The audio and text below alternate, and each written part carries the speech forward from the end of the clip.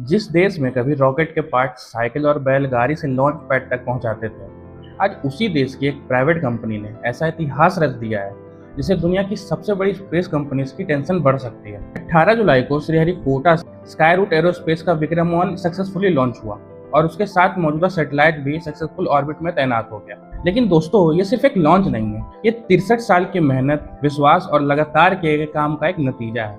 अब जरा तारीख पे ध्यान दीजिए। ठीक 46 साल पहले 18 जुलाई 1980 को इसरो ने SLV-3 के जरिए पहली बार भारत का सैटेलाइट ऑर्बिट में पहुंचाया था।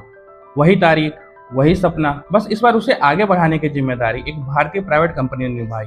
ऐसा लगता है जैसे हिस्ट्री ने खुद अपना एक साइकिल पूरा कर लिया। लेकिन ये सब एक दिन में नहीं हुआ। साल 2020 में भारत ने एक ऐतिहासिक फैसला लिया और पहली बार स्पेस सेक्टर को प्राइवेट कंपनीज के लिए खोल दिया। उस समय भारत में करीब 50 स्पेस स्टार्टअप थे। आज उनकी संख्या 300 से ज्यादा हो चुकी है। आज का ये लॉन्च उसी फैसले का सबसे बड़ा सबूत है। अब सवाल ये है कि विक्रम इतना खास क्यों है?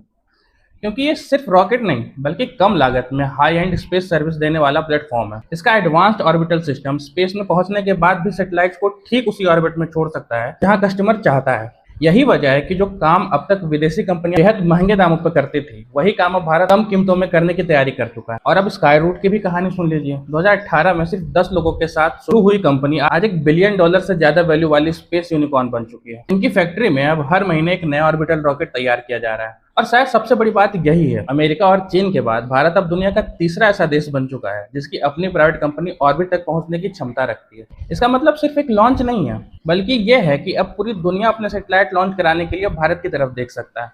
अब इसका एक और फायदा हो सकता है, इसरो अब छोटे छोटे कमर्शियल लॉन्च में कम समय लगाएगा और गगनयान, भारतीय स्पेस स्टेशन और भविष्य के बड़े मिशनों पर शायद ज्यादा फोकस कर पाएगा।